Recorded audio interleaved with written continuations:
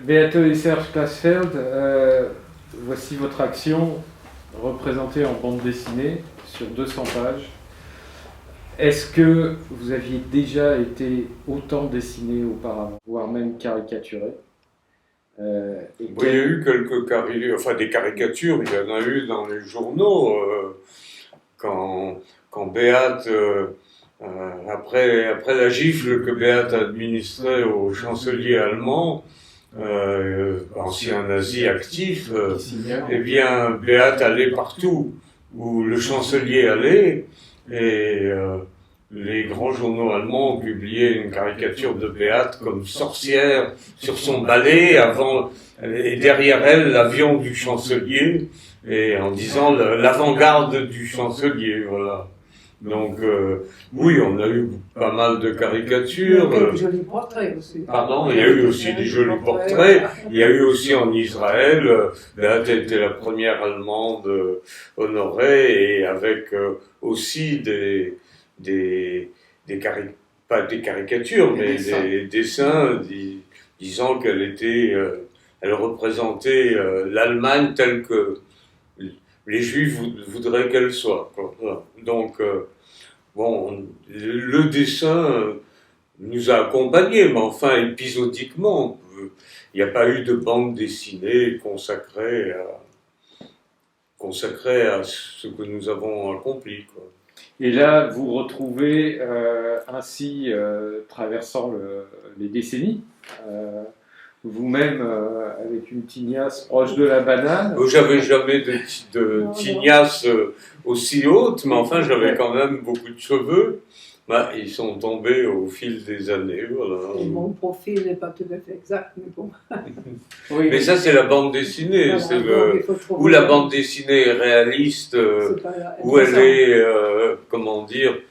une bande réaliste, fiction au point de vue dessin, où selon la personnalité du dessinateur, il représente quelqu'un qui évoque un personnage réel. Et de toute façon, il y a un cahier de photos. Donc les gens peuvent nous retrouver comme ils sont vraiment. Ouais. Voilà. Et ça, oui, c'est un point de vue de l'artiste en fait.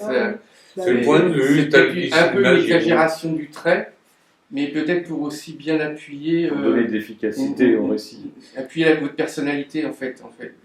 Voilà. Ça, c'est un principe l'artiste qui sait comment il faut approcher les jeunes. Je pense que c'est pour les jeunes, mais c'est ça. Donc, il y a certaines idées comment on peut faire Serge et comment on peut faire Beate. Et même aussi nos animaux qui sont. Mais même que ce soit le film ou que ce soit un article ou que ce soit, c'est la personnalité de l'auteur qui s'impose, et nous on laisse, puisque au fond dans chaque mode d'expression, que ce soit le dessin ou la musique, on a fait un opéra par exemple sur mon histoire en Allemagne. C'est un opéra très moderne, j'aurais préféré Beethoven ou Mozart, mais nous laissons les auteurs travailler comme ils l'entendent et selon leur personnalité, à condition que l'histoire soit quand même corresponde à la réalité. Voilà. On a eu ces deux films, Farah Fawcett et... Ah oui, voilà. Absolument. Deux films. Voilà, donc Beate et Farah Fawcett, elle est également Franca Potente qui jouait dans La mémoire dans la peau. Exactement. Et Yvan Attal. Qui est d'ailleurs une bande dessinée. Elle jouait dans un film qui représente une bande dessinée. Aussi, enfin, en tout cas, les scénaristes, c'est un peu la même histoire. En introduction à la bande dessinée, vous écrivez que vous avez eu des réticences avant d'accepter cette proposition. Non. Pardon ? On n'a pas eu de réticence. Non, on n'a pas eu de réticence. On voulait simplement, on s'est assuré que Pascal Bresson était de tout cœur avec nous et qu'on savait qu'il n'y aurait pas de trahison, parce que je me souviens quand Beate a fait son premier livre sur le chancelier allemand, eh bien l'éditeur avait trahi C'est-à-dire qu'il en avait fait un livre favorable et il a fallu qu'on envoie, parce que nos méthodes étaient quand même directes à l'époque, un commando de jeunes qui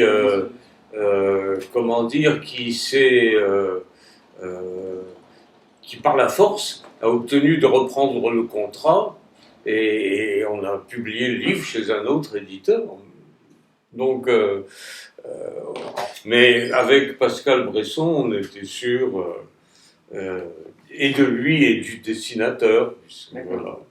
Donc en fait, la justice n'est pas passée par là, vous avez été directement. Non, là, il n'y a pas de... Vous avez bien fait. On vous décrit souvent, enfin on vous qualifie souvent de chasseur de nazis, et vous dites souvent aussi que vous aimeriez être mieux connu comme, je vous cite, un chercheur des âmes juives disparues dans la Shoah. Et cette bande dessinée appuie beaucoup plus sur justement votre action en tant que chasseur de nazis, ou du moins quelqu'un qui va traquer des gens pour les amener vers la justice, mais votre rôle d'historien est quand même beaucoup plus mis entre parenthèses. Est-ce que c'est quelque chose que vous regrettez ? Ah non, parce que au point de vue historique, je suis comblé. Mais comment dire, je n'ai jamais écrit un livre sur un criminel nazi. Jamais, et j'en écrirai jamais. J'ai écrit des livres sur les événements, j'ai écrit des livres sur les victimes, et puis les criminels nazis, c'est un dossier à l'intérieur d'un livre, mais je n'ai jamais publié un livre sur Barbie, sur Lischka, sur Papon, sur Touvier ou sur Bousquet, etc. Jamais. Je pourrais pas d'ailleurs, c'est impossible, ça me paraît impossible. Mais comment dire, en tant qu'historien, je suis comblé. La thèse que j'ai imposée et qui était, comment dire, jusque-là, ce n'était pas une thèse, ça n'existait pas. Cette thèse des Juifs victimes, non seulement des nazis, bien entendu, qui voulaient les exterminer, mais de la complicité du régime de Vichy, c'est-à-dire de l'antisémitisme d'État de Vichy. Cette thèse qui est la mienne et qui montre que l'antisémitisme d'État de Vichy a aidé à liquider, à exterminer un quart des Juifs de France, mais que 3/4 des Juifs de France ont été sauvés en grande partie grâce à l'environnement humain, c'est-à-dire les braves gens, les Français, la population française, qui a été nourrie des valeurs républicaines, nourrie de la charité chrétienne, catholique ou protestante, et que donc 3/4 ont été sauvés par la population française. Et c'est cette thèse qui s'est imposée non seulement à l'opinion publique, non seulement au président de la République, mais aux nouveaux historiens, la génération d'historiens, Henri Rousseau, Tal Brugman, Laurent Joly, Alexandre Doulu, enfin les historiens qui sont extrêmement compétents sur ce qui s'est passé en France pendant la guerre.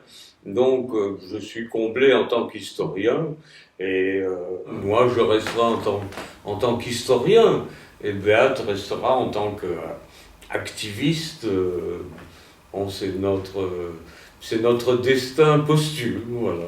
Justement, en tant que, entre guillemets, chasseur de nazis, il s'avère qu'en dehors de l'enlèvement d'Eichmann par l'État d'Israël, par le Mossad, il y a eu en fait peu de personnes qui ont amené en justice les anciens criminels nazis. Comment vous voulez expliquer pourquoi, avant vous, pourquoi il n'y a pas plus beaucoup de...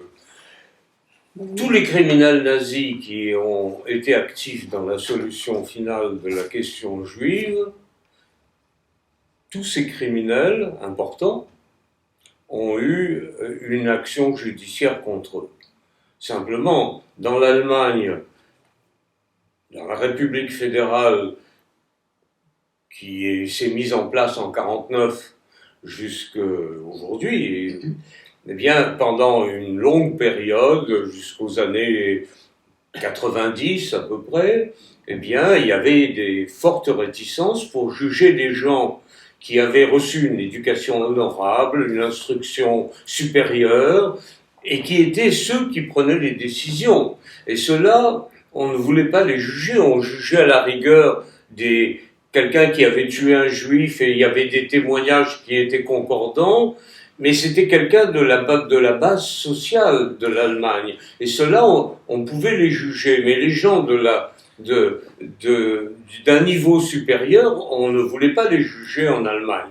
Par contre, avant la création de la République fédérale, disons à la période qui a précédé la guerre froide, eh bien, un certain nombre de criminels nazis ont été jugés par les tribunaux soit internationaux, le grand procès de Nuremberg, soit par le tribunal américain, ou le tribunal anglais, ou le tribunal français. Je comprends bien, mais il a quand même fallu attendre 35 ans pour juger ces gens-là. Entre-temps, ces gens-là ont eu de belles carrières, ont eu une belle vie pour la plupart, en étant impunis et en étant tranquilles. Oui, mais ils étaient ceux qui avaient opéré en France, c'était un cas particulier.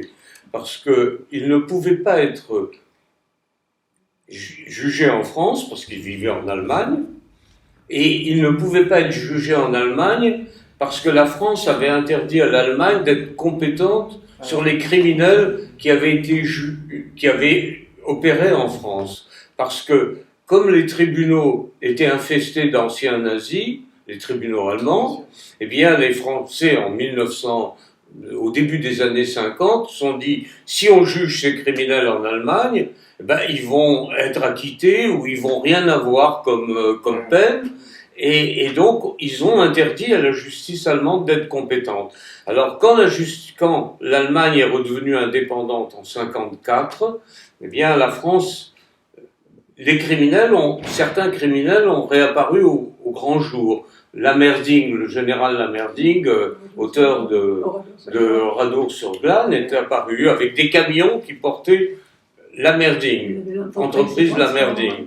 La France a demandé son extradition. L'Allemagne a dit, nous ne pouvons pas l'extrader vers la France parce que vous avez approuvé en tant que puissance occupante la loi fondamentale allemande qui lui tient lieu de constitution, et cette loi fondamentale, dans son article 16, dit pas d'extradition des nationaux allemands. Nous ne pouvons pas l'extrader. Alors, la France a dit, signons une nouvelle convention permettant à l'Allemagne fédérale de récupérer sa souveraineté sur cette catégorie d'Allemands, que sont ces criminels, et vous pourrez les juger. Et pendant 17 ans, l'Allemagne a refusé de signer cette convention.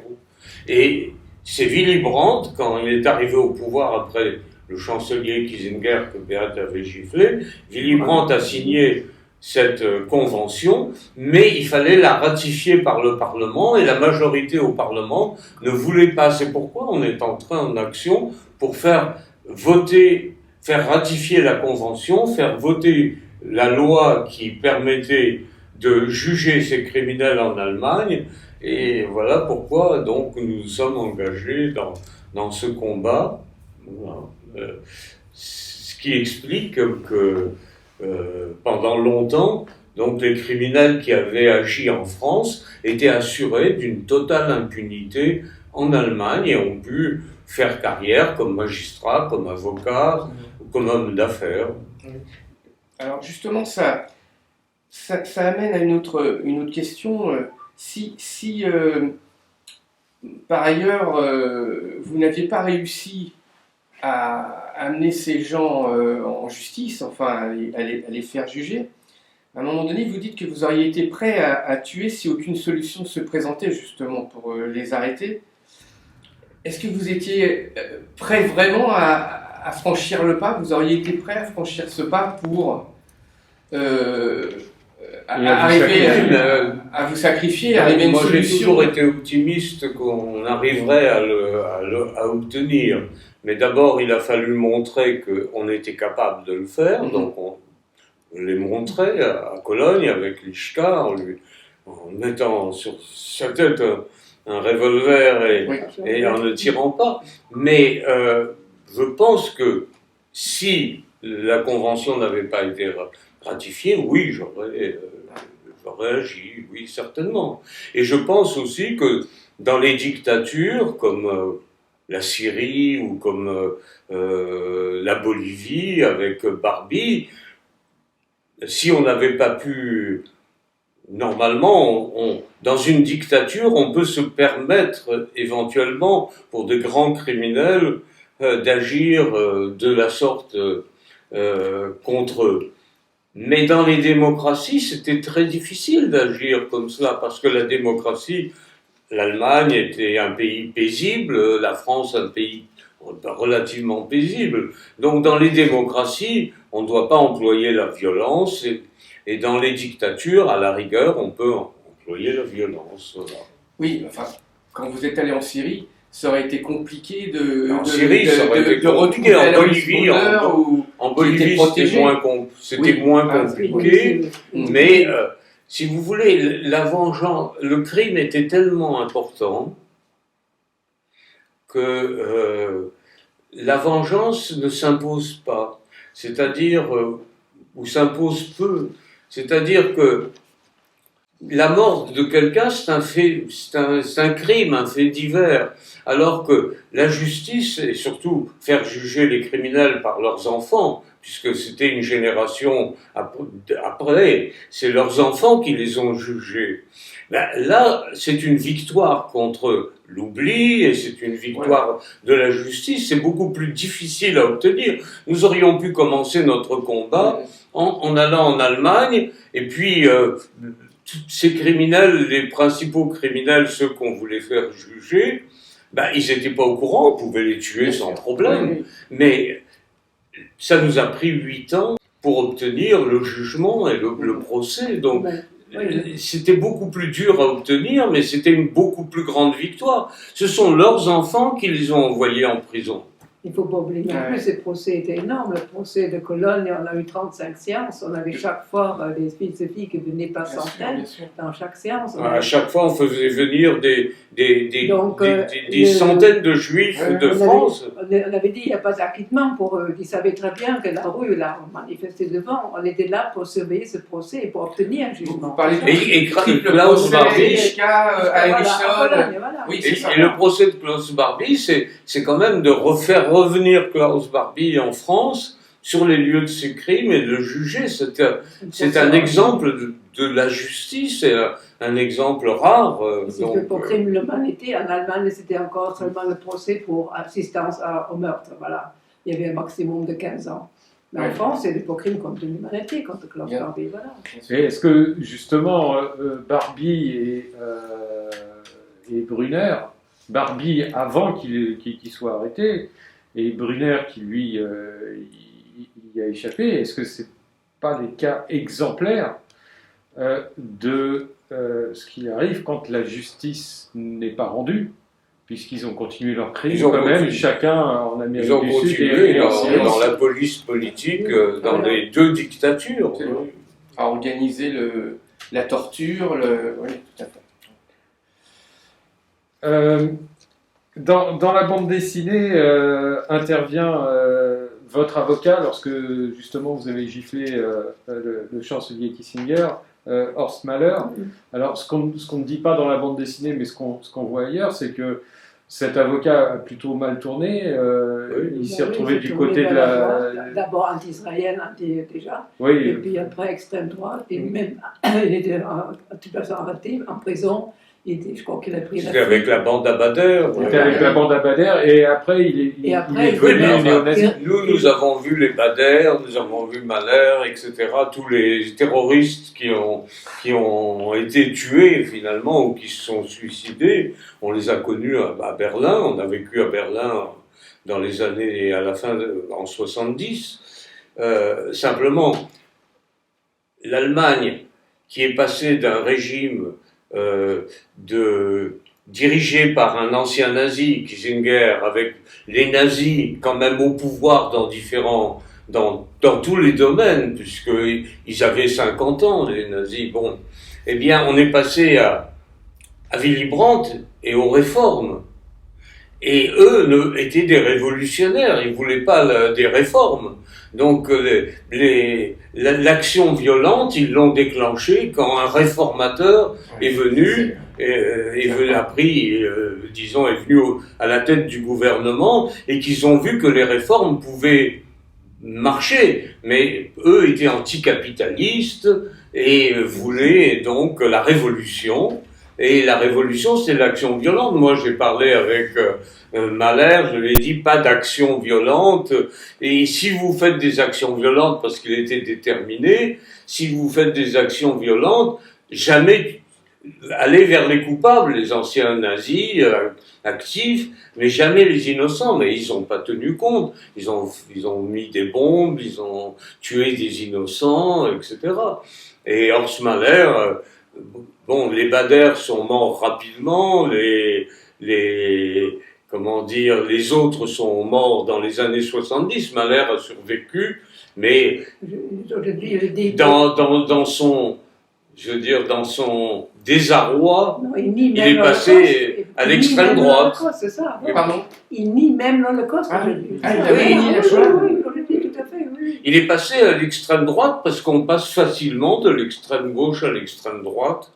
Mais plus difficilement de l'extrême droite à l'extrême gauche. Il est très malade, il est en prison. Pour ça, il était condamné. C'est quand même curieux dans la mesure où, à partir du moment où il vous a défendu, il savait très bien que c'était pour une cause qui était la Shoah derrière. Donc, oui, mais enfin, ou alors c'est son. Et quand les gens changent de conviction. Laval était socialiste. Oui, c'est vrai.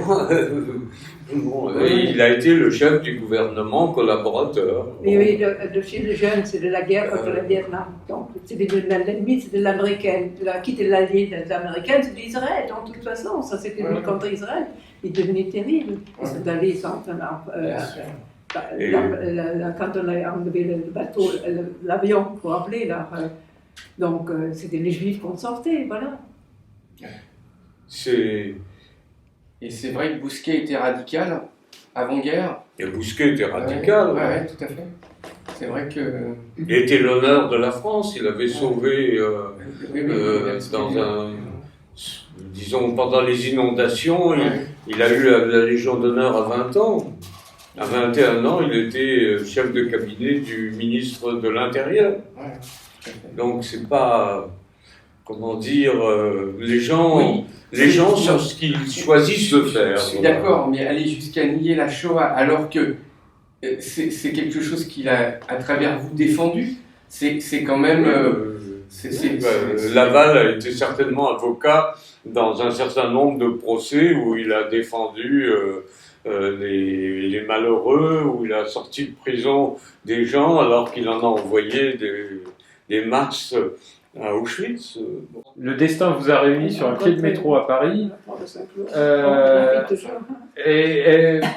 Est-ce que vous avez imaginé ce que vous seriez devenu si vous n'étiez pas croisés à ce moment-là? Quand on s'est rencontrés, non, on n'a pas pensé. D'abord, on était au même moment sur les quais, c'est ça. Et si l'un de vous avait eu 5 minutes, si vous n'étiez pas rencontrés? Bah oui. Mais enfin, dans beaucoup de mariages, c'est le cas. Il y a souvent des rencontres par hasard et c'est pas des mariages arrangés où on présente la promise au promis. Non, nous, on s'est rencontrés par hasard et bon. Mais enfin, quand on se retourne, on se dit, c'était à 5 minutes près, quoi. Lors des répressions des manifestations, octobre 61, février 62, métro Charonne, qui sont des répressions qui ont fait plus d'une centaine de morts, il se trouve que le préfet de police de Paris, c'était Papon. Est-ce qu'à ce moment-là, vous avez fait le rapprochement entre ce Papon et le Papon Papon était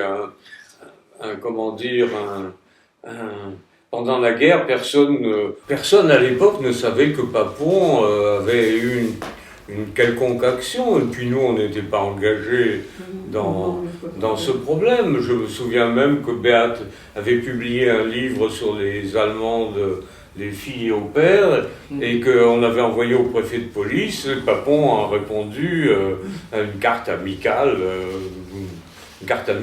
Donc, mais à l'époque, personne ne savait que Papon avait agi contre les Juifs. Les gens ne savaient pas. Non. La révélation est venue quand Michel Bergès a trouvé des documents qui étaient signés par Papon, tout simplement. Oui. Mais s'il ne les avait pas trouvés, s'ils avaient été jetés à la poubelle, comme c'était d'ailleurs leur destination, il n'y aurait pas eu d'affaire Papon. Est-ce que vous vous souvenez de cette couverture de Charlie Hebdo par Wolinski? Oui. Non, moi je ne me souviens pas. Non. Alors, faut la remettre dans le contexte. Oui, parce dans que le contexte... tel que c'est violent. Ça date de 78. Non, je ne me souviens pas de cette... Non, celle-là n'a pas tellement choqué, certainement, parce que si je ne l'ai pas vue, c'est que ça n'a pas tellement choqué, parce que, enfin, on peut dire, montre bien l'intention, que ce n'est pas Charlie Hebdo qui dit cela, mais que ce sont des gens comme, non pas Le Pen, parce que Le Pen n'a jamais osé dire crûment. Justement, cette couverture est apparue au moment où Darquier de Pellepoix a fait cette déclaration dans l'Express, c'est peut-être une attaque contre l'Express. Non, alors je pense que c'est plus envers Darquier de Pellepoix qui a dit que à Auschwitz on a gazé, mais on a gazé que les coups. C'est un reproche à l'Express. Parce que si Darquier de Pellepoix l'avait dit dans l'intimité, les gens ne l'auraient pas su.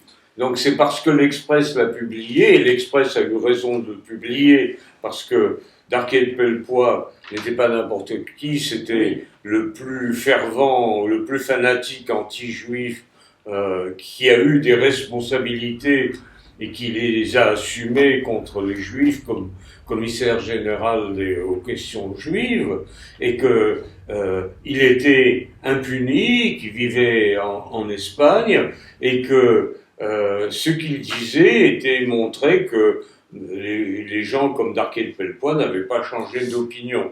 Mais l'Express l'a dit pour qu'on agisse contre Darquier de Pellepoix. Absolument. Et d'autant plus qu'il me semble... appuyer. Oui, et il me semble d'ailleurs que cet article est paru avec une couverture représentant, alors il me semble que c'est le camp de Pithiviers, où on voit un gendarme un gendarme en premier plan fixant le camp. Voilà. Et ça a été un choc où là, je dirais que les Français se sont rendus compte qu'effectivement... oui, mais enfin, à l'époque, c'était M. Mitterrand qui était ministre de l'Information, et la censure... Et la censure dépendait de Mitterrand, et la censure a censuré le gendarme dont le képi plonge sur le camp de Pithiviers. Donc... Alors Mitterrand, il apparaît, où il est cité dans la bande dessinée. Il apparaît, il a été actif, il nous a aidés dans l'affaire Barbie, et il nous a combattus dans l'affaire Bousquet, voilà. Mais heureusement, on a eu la justice française avec nous, et en particulier la Cour de cassation. Donc, les magistrats ont fait obstacle, mais je crois que notre militantisme y a beaucoup contribué, quoi. Alors justement, pour cette affaire, vous pouvez nous en dire un petit peu plus justement sur l'attitude de Mitterrand. À un moment donné, on le voit en photo à Latché avec Bousquet. C'est assez surprenant, et en plus, il dit lui-même que c'est son ami. Oui, mais Mitterrand était un homme très intelligent, et Bousquet était un homme très intelligent. Et Bousquet était l'aîné de Mitterrand. Et à mon avis, un homme comme Bousquet pouvait comprendre le côté extraordinaire et extraordinairement intelligent qui avait permis à Mitterrand, venant de la droite et de l'extrême droite, on peut dire, dans son adolescence, venant de l'extrême droite et venant de Vichy, devenir président de la République socialiste. Mais Bousquet était pratiquement le seul à pouvoir apprécier tout le parcours de Mitterrand. Et je ne sais pas si Bousquet a connu Mitterrand à l'époque, il pouvait très bien l'avoir connu à Vichy, c'est très possible. C'était un petit milieu, etc.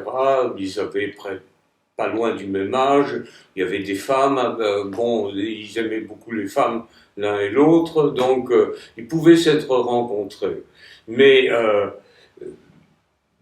Bousquet a rendu service à Mitterrand après la guerre, puisqu'il a, à la tête de la Dépêche du Midi, il a épaulé Mitterrand dans la conquête du pouvoir, on peut dire, puisque la première campagne présidentielle de Mitterrand a été appuyée fortement par la Dépêche du Midi, et Bousquet y était, comment dire, très, très efficace, puisqu'il était l'ami de Madame, enfin de la propriétaire de la Dépêche du Midi. À l'époque, ils étaient très proches. Donc, Mitterrand, comment dire, a été aidé par Bousquet dans la traversée du désert. Bousquet était spécialiste de l'Extrême-Orient, de la Chine. Je pense qu'il est parti avec Mitterrand quand Mitterrand est allé en Chine. Donc il y avait une reconnaissance de Mitterrand envers Bousquet, et puis en plus de cela, il y avait le fait qu'ils avaient été tous les deux à Vichy et que tous les deux pouvaient parler de leur carrière et de leur... Bousquet aurait probablement été, s'il n'y avait pas eu cette affaire, il aurait été au sommet de l'appareil politique en France après la guerre. Oui. Bon, mais sa carrière s'est terminée. Il a été candidat en 1958. Je crois qu'il a été candidat aux élections. Il a été battu il a fait carrière à travers, je crois, Mitterrand. Ils ont fait carrière ensemble. Il a eu très peu de voix, je crois, d'ailleurs. Oui, il a eu très peu de voix.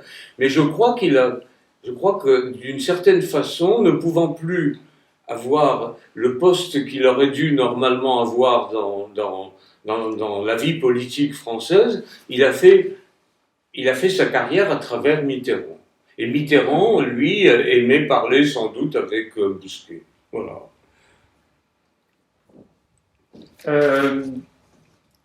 Donc on peut dire que la France a eu du mal à être en paix avec sa mémoire, avec Mitterrand. Chirac a permis une grande avancée, mais aujourd'hui, est-ce que vous considérez que la France est en paix avec sa mémoire ? Ah oui, tout à fait. La France officielle, c'est-à-dire la République. La République, c'est le président de la République, les premiers ministres. Depuis Chirac, tout le monde est allé dans la même ligne. Le discours de Hollande pour le Veldiv, le discours de Macron, le discours de tous les premiers ministres, c'est dans la même ligne. Et il n'y a pas de problème avec la République. C'est simplement que la République a beaucoup d'ennemis, quoi. Et puis que, comment dire, l'extrême droite, l'islam fondamentaliste, les juifs ont beaucoup d'ennemis, et l'extrême gauche aussi. Donc tout cela fait que le combat n'est jamais terminé. Le combat n'est jamais terminé parce que l'antisémitisme continue sous d'autres formes, se renouvelle. Ça touche maintenant l'islam, alors qu'avant l'islam était pratiquement, sinon absent, en tout cas absent en France. Mais il était présent, le grand moufti était à Berlin pendant la guerre. Il n'y a pas que lui, il y a Rachid Ali, etc. Mais en France, l'islam n'a jamais agi contre les juifs. Et bon, maintenant, l'islam fondamentaliste agit contre les juifs. Voilà. Alors justement, qu'est-ce que peut vous évoquer cette phrase d'Emmanuel Valls, qui a été reprise par de nombreux hommes politiques par la suite? La France sans les Juifs de France n'est plus la France. Si, la France pourrait très bien être la France sans les Juifs. On peut, je veux dire, la France a été la France sans les Juifs pendant des siècles. Donc, quand Philippe le Bel a expulsé les Juifs, les Juifs ne sont revenus qu'avec, je dirais, la Révolution, et ils ne sont revenus visibles qu'avec la Révolution, l'égalité des droits et les consistoires, Napoléon, etc. Mais son grand-père, je veux dire, la France continuerait à être la France sans les Juifs. Elle aurait peut-être moins d'intelligence, peut-être, puisque les Juifs sont quand même dans beaucoup de domaines culturels, scientifiques, médicaux, tout ce qu'on veut, littéraires. Bon, les Juifs jouent un rôle important, donc la France perdrait quelque chose, mais elle serait quand même, elle continuerait à être la France. Mais je ne vois pas les Juifs rester avec un dictateur d'extrême gauche ou d'extrême droite en France qui serait hostile aux Juifs. Je ne les vois pas. La leçon qu'ont retiré les Juifs de la Deuxième Guerre mondiale, c'est que quand un grand danger arrive, il faut partir. Comme disait Billy Wilder, les optimistes sont allés à Auschwitz et les pessimistes sont allés à Hollywood. Donc, la leçon, c'est qu'il faut partir. Donc, les Juifs partiraient, la France serait ce qu'elle serait sans les Juifs. Oui, alors, très bien. Donc, effectivement, pendant 2000 ans, les Juifs ont été des boucs émissaires, ils ont été maltraités, spoliés. D'ailleurs, Philippe le Bel, c'est ce qu'il a fait pour continuer ses guerres, en spoliant pour l'argent. Alors, certaines personnes pensaient qu'après la Shoah, l'antisémitisme disparaîtrait. Je l'entendais. C'était des gens naïfs, totalement naïfs, puisque, les pogroms ont éclaté en Pologne, ont éclaté en Libye, tout de suite après la guerre, et puis après les communistes ont pendu un certain nombre de juifs qui occupaient des fonctions dans les démocraties populaires, et puis je veux dire, les Anglais ont pendu des survivants de la Shoah dans l'affrontement qu'ils avaient avec l'Irgun. Donc l'après-guerre n'a pas été un paradis, mais dans les pays comme la France, oui, les gens pensaient que ça ne se renouvellerait pas. Ils oubliaient que l'extrême droite est une famille naturelle en France et qu'elle ne disparaîtrait pas tellement facilement. Et ils ne savaient pas que Israël allait avoir contre lui le communisme stalinien et puis l'extrême gauche après. Les musulmans, une partie des musulmans qui vivent en France. Alors justement, sur le même thème, en France, des juifs sont tués parce qu'ils sont juifs. Oui, ils sont tués parce qu'ils sont juifs. Voilà. Et là, Moi, oui. et dans le monde entier, ça continue. Moi, je suis allé à Téhéran protester quand ils ont commencé à tuer le chef de la communauté juive de Téhéran. On tué les juifs. Beat est allé protester en Argentine et également. Oui, au Liban, à dire, Beyrouth. malheureusement. Vous êtes aussi allé à Beyrouth pour à Beyrouth aussi. on est allé sauver des otages. L'un après l'autre, à Beyrouth. Oui. Oui, et puis aujourd'hui, il y a des attaques, même en Allemagne, contre les synagogues, qui sont en principe des islamistes. Au moins, c'est souvent des immigrés qui viennent de Syrie. Oui, il y a encore eu une attaque cette semaine à coup de pelle sur Hambourg. C'était un Allemand, mais qui finalement sont radicalisés. Il y a beaucoup d'Allemands qui sont allés en Syrie et sont déradicalisés, ils sont revenus. Mais bon. Alors, justement, ça m'amène à une autre question. Donc, on voit que la justice en France a souvent du mal à reconnaître un crime antisémite. On le voit avec Madame Halimi. Alors, j'ai vraiment une question qui est un petit peu... Alors, elle n'est pas cruciale, mais elle est quand même, moi, je la considère importante. Est-ce que vous croyez que le retour des Juifs en Israël serait l'ultime solution?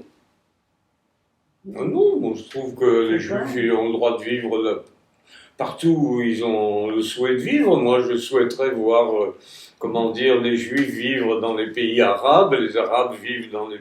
Et d'ailleurs, les Arabes vivent en Israël, les Arabes israéliens vivent en Israël, ils sont très contents d'ailleurs d'y vivre. Mais non, il n'y a pas de raison de partir tous tous les Juifs partir en Israël. C'est pas leur racine. Mes racines, c'est la France. Mes racines, c'est pas Israël. Israël, c'est une patrie de cœur parce que j'ai été persécuté en tant que juif. Mais c'est pas mes racines. Ma langue, c'est le français.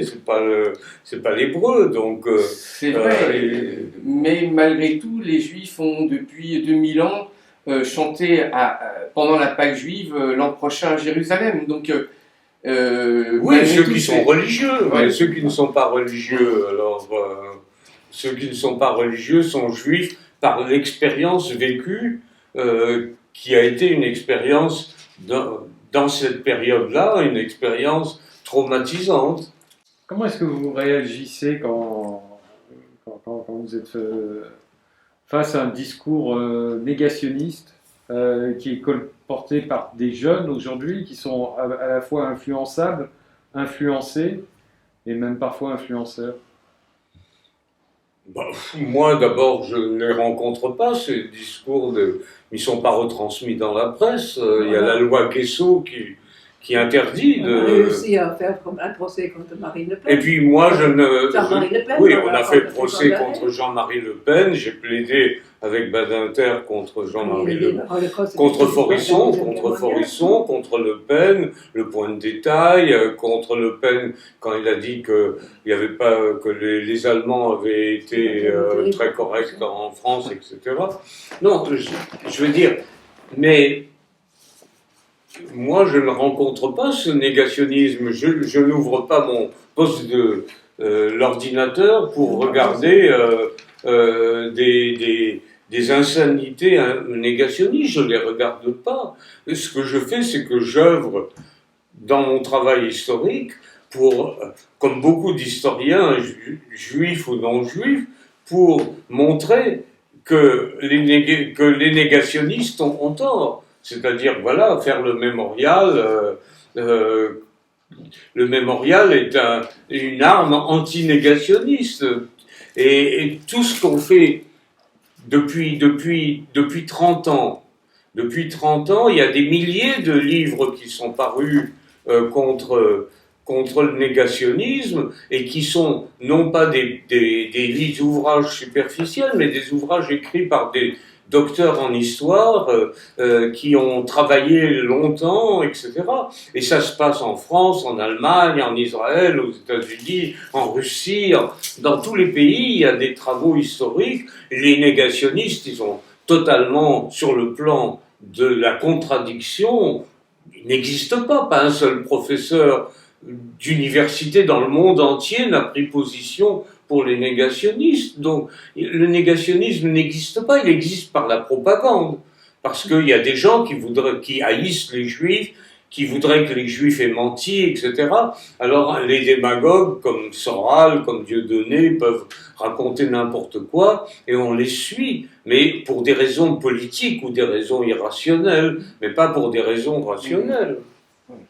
Que faites-vous du sentiment de concurrence mémorielle? C'est-à-dire que certains disent que le travail de mémoire sur la Shoah, qui est important, empêcherait le travail de mémoire sur les autres génocides et sur les autres crimes contre l'humanité. Non, au contraire, il y a eu tellement de travaux sur les autres génocides. Le musée de la Shoah, ensuite le Rwanda, non, quand même. Il y a beaucoup de travaux sur le...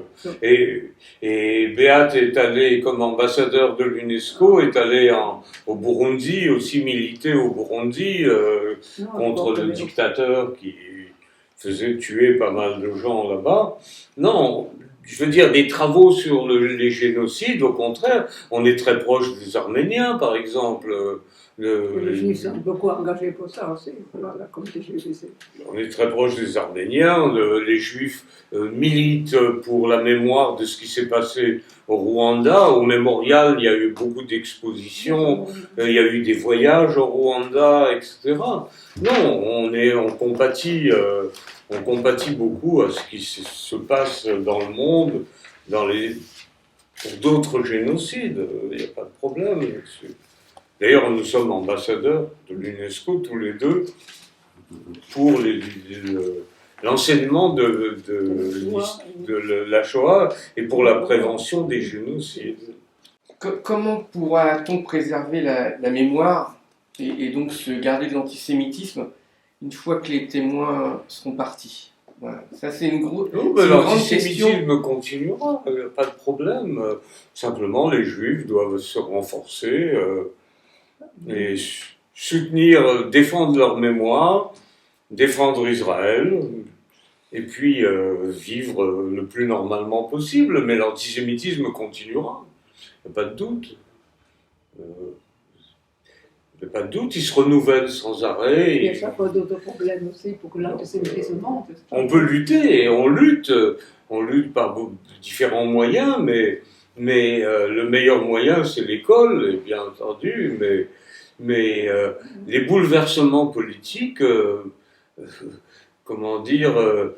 tout dépend de la politique. Imaginez demain Mélenchon ou Le Pen président de la République, ce ne sera pas la même République, voilà. La République, c'est les valeurs républicaines. Les valeurs républicaines sont défendues par le centre-droit, le centre-gauche, et puis il y a l'extrême droite, et il y a l'extrême gauche. Et l'extrême droite ou l'extrême gauche rêve que de détruire la République, voilà, c'est tout. Donc, c'est quand même, ça reste une menace. Ça reste une menace, bien entendu. Alors, et c'est pourquoi il faut s'engager. Peut-être pour la population, mais encore plus pour les Juifs. Oui, mais il faut s'engager, et il faut défendre et ne pas rester passif devant... Nous, par exemple, quand il y a eu les élections régionales avant l'élection présidentielle il y a 5 ans, je me suis engagé pour Xavier Bertrand, pour Estrosi, parce qu'il me disait, si Xavier Bertrand ou Estrosi sont battus dans le nord et dans le sud, eh bien Marine Le Pen risque fort d'être élue. Voilà, tout simplement. On a fait des pages entières pour Macron avant la présidentielle, en disant il faut voter au centre, il ne faut pas voter à l'extrême. Mais on aurait pu avoir Mélenchon contre Le Pen. Et demain, c'est toujours possible. Les bouleversements politiques sont toujours possibles. Et ils ont lieu, il n'y a qu'à regarder l'histoire en arrière, ils ont lieu de temps en temps. Donc, il faut que les citoyens qui défendent les valeurs républicaines se mobilisent toujours et considèrent que ces valeurs sont fragiles et qu'il faut se battre pour elles. Voilà. Et s'ils ne le font pas, un jour ils risquent de se retrouver dans un régime dictatorial. Voilà. Et tout régime dictatorial, aucun régime dictatorial n'a apporté le bonheur au peuple quand il a pris le pouvoir, que ce soit extrême gauche ou extrême droite. Je ne pense pas que Staline ait apporté le bonheur, et je ne pense pas que Hitler a apporté le bonheur. Ils apportent des barbelés, ils apportent le goulag, Auschwitz, etc. Donc, normalement, les citoyens devraient être mobilisés, s'engager contre... Pas tant comme les jeunes le font aujourd'hui, ils ne sont pas aussi actifs que nous, dans les 68. Ils ne sont pas aussi actifs que nous, mais nous, on a une double expérience. L'Allemagne hitlérienne pour Beat et nous, moi, la Shoah. J'ai quand même une question pour Beat. Comment avez-vous fait pour, je dirais, faire face à votre famille en Allemagne par rapport à votre combat pour la reconnaissance, enfin en tout cas pour juger, je dirais, d'anciens nazis, enfin qui sont peut-être d'ailleurs restés nazis. J'ai quitté Berlin en 60, donc en principe, quand j'ai commencé à m'engager, j'étais plus avec mes parents, c'est ça, en principe, après la guerre, donc je suis née en 1939, donc j'ai vu l'Allemagne en ruine, mon père était à l'armée, heureusement prisonnier chez les Britanniques qui revenaient rapidement, mais c'était la population allemande en principe, nous avons perdu la guerre, par contre on a déclenché la guerre, nous sommes des victimes parce que c'était la misère aussi, mon père devait faire ranger les briques, ma mère faisait le ménage, donc c'est une éducation en Allemagne, ils se sentaient victimes au lieu d'être... on n'apprenait rien à l'école, les professeurs d'école ne parlaient jamais de Deuxième Guerre mondiale, c'était tabou. Et finalement, donc, une fois arrivé en France, voilà, ma famille, mon père est mort assez tôt, ma mère, qui était d'abord, après la gifle, outrée parce que tous les voisins tombaient sur moi, mais après elle a connu ma belle-mère qui a étudié en Allemagne, qui parlait l'allemand, donc ça changeait beaucoup. Et puis elle était très contente aussi qu'on mariait les enfants. Mais en principe, je dis, j'étais pendant longtemps traitée de Nestbeschwätzerin, mais c'était surtout la société de salir le nid. Salir le nid. Nestbeschmutzer. Le nid des oiseaux. Mais donc, ça a changé beaucoup et je crois que j'ai apporté beaucoup parce que finalement, l'Allemagne a changé beaucoup. Responsable de son passé. Et puis je l'ai même proposé comme... Beat était une des deux candidates à la présidence de la République. Donc puis on a été décoré par l'Allemagne aussi. Donc on a apporté beaucoup. Mon travail au début, je faisais après la vie, j'étais vraiment par la presse allemande, surtout le Springer, c'était vraiment horrible contre moi. Mais après, quand j'ai eu les résultats, finalement, elle avait raison, voilà. Ouais, bien sûr. Oui. Et Angela Merkel nous embrasse. Oui, bien sûr. On était avec elle à Auschwitz, voilà. Dernière chose, est-ce que vous pouvez simplement me parler de tous ces ouvrages, de cette somme de travail et de recherche, en fait, comment vous, le temps que ça vous a pris, comment vous avez pu réunir pour le 4e tome toutes ces photos des enfants? Les photos, mais c'est un petit livre à côté. Vous voyez, il y a 2 tomes derrière vous. Voilà. Les tomes, voilà, 2 tomes. Et le dernier mémorial, vous ne l'avez pas non plus, non? Ça c'est le tome 1 et ça c'est le tome 2. Et les derniers mémorial, non? Alors justement, comment vous avez fait pour réunir toutes ces photos? C'est par la recherche. C'est la suite du mémorial que vous avez, hein? Oui, voilà, c'est ça. Voilà. Ça, c'est celui qui est paru en 2012. Celui-là, voilà, en 2012. C'est la dernière édition, voilà. Qui n'a Oui, rien à voir d'ailleurs. En travaillant beaucoup, tout ça. Voilà. C'est d'ailleurs. On va le montrer parce que. Voilà, parce que ça, c'est quand même. Je sais pas comment on peut le montrer. Le film. Oui. Chaque personne, non seulement a son état civil, mais l'adresse où il a été arrêté, par où il est passé. C'est ça. Oui, je me suis allé dans 90 archives départementales. C'est un très grand travail d'historien, voilà, un très grand travail d'historien. Il faut travailler tout le temps. C'est ça. Tout le temps. C'est ça. Mais c'est passionnant. Le travail d'historien, un romancier, c'est moins passionnant parce qu'un romancier, son travail peut aller à la poubelle s'il n'est pas bon. Bien sûr. Mais un historien apporte toujours quelque chose quand il travaille sérieusement. Oui, bien sûr.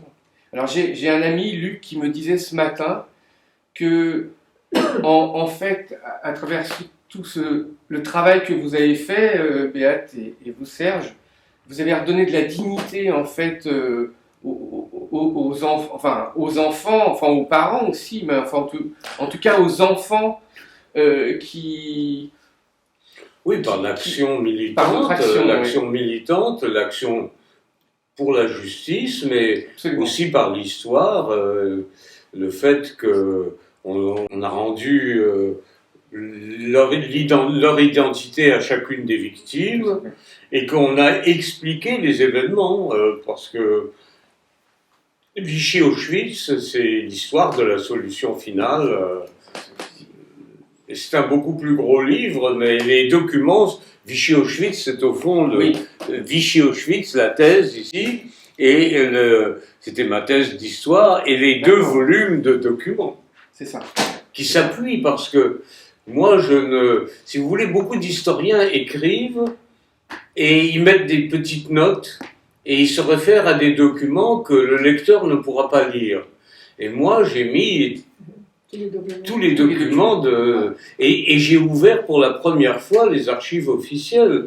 Donc, nous avons pu, parce que justement Mitterrand nous a donné un coup de main quand il est venu, puisque... Il s'est un peu racheté, quoi. Voilà, il nous a donné un coup de main, donc il m'a ouvert les archives qui n'avaient pas été ouvertes pour les historiens d'avant, qui ne disposaient pas des archives. On ne peut pas écrire l'histoire sans des documents, c'est très difficile. Il se doutait qu'il ouvrait une boîte de Pandore quand il a fait Pardon ça. Est-ce que Mitterrand se doutait qu'il était en train d'ouvrir une boîte de Pandore? Non, il a déclaré après le 16 juillet, là, comme le jour... Quand on a obtenu le procès de Cologne, il est venu au pouvoir il est venu, comment dire, président de la République en 81, et Gaston Defferre, à qui j'ai demandé l'autorisation qui n'avait jamais été accordée d'avoir accès aux archives officielles, m'a donné cette autorisation. Donc j'ai pu copier tous les documents que je voulais, et il a nommé aussi sans lesquels je ne pouvais pas écrire l'histoire de Vichy-Auschwitz. Et j'ai publié Vichy-Auschwitz en 1983. Il a nommé le 16 juillet aussi comme jour. Pardon ? Le 16 juillet, il a nommé le jour de... Le 16 juillet, il a quand même... Oui, ça, le 16 juillet, mais ça c'est venu en 93. Oui, mais enfin... Ça fait 10 ans après, quoi, 12 ans après. Et comment vous avez réagi au fait que les fils et filles de déportés, le U ou le siffle, justement, lors d'une commémoration du 16 juillet au Veldiv? Comment parce qu'elle était avant mettre les verbes sur le... Oui, sur la tombe de Pétain, mais vous suite quand il a parlé au Veldiv, Mitterrand, il n'a pas parlé, là, j'ai pas dit un mot. Non, il est resté silencieux. Mais c'est nous qui l'avons sifflé. Voilà, c'est ça. Bien entendu. Roland Dumas m'a téléphoné, Serge, est-ce que tu peux venir parce que je m'attends à beaucoup de... Bah oui, je l'ai accompagné, lui il n'a pas été sifflé, mais Mitterrand a été sifflé. C'est pas d'intérêt après. Bah oui, parce qu'il méritait d'être sifflé. Ouais. Puisqu'il pouvait aller ce qui était un grand pas en avant, d'aller au Veldiv. Aucun président n'était allé au Veldiv. Mais on savait qu'il pouvait aller déjeuner après avec Bousquet. Bien sûr. Donc, nous, on savait aussi, on voulait qu'il ne dépose plus de gerbes pour Pétain. Qu'avez-vous pensé justement de cette colère de M. Badinter? Oh ben Badinter était ministre de justice de Mitterrand. Bon, il était reconnaissant envers Mitterrand, il a piqué une grande colère contre nous, mais après il a fait un discours où il condamnait Vichy très très bien. Bon, mais c'était vis-à-vis de Mitterrand, il ne pouvait pas faire autrement. L'amitié et la reconnaissance. Bien sûr. On a eu d'autres différends avec Badinter. Oui. La libération de Papon. Ah oui. aussi, puisque Papon était le premier libéré en application de la loi Badinter. Bon, enfin, c'est...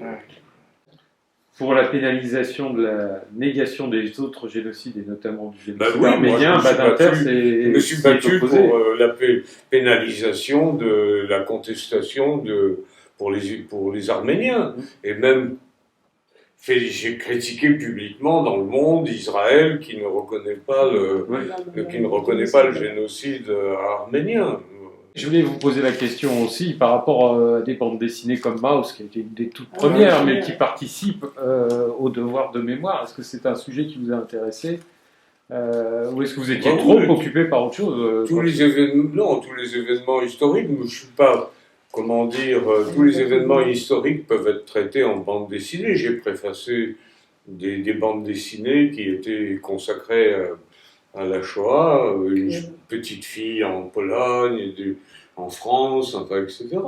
Oui, à condition qu'elle respecte la vérité historique et qu'il y ait quand même du talent dans l'expression. Oui, il n'y a pas de problème. Eh bien, merci Beat et Serge Klarsfeld de ce témoignage. Et voilà, vive la bande dessinée quand même. Voilà. Merci. Voilà.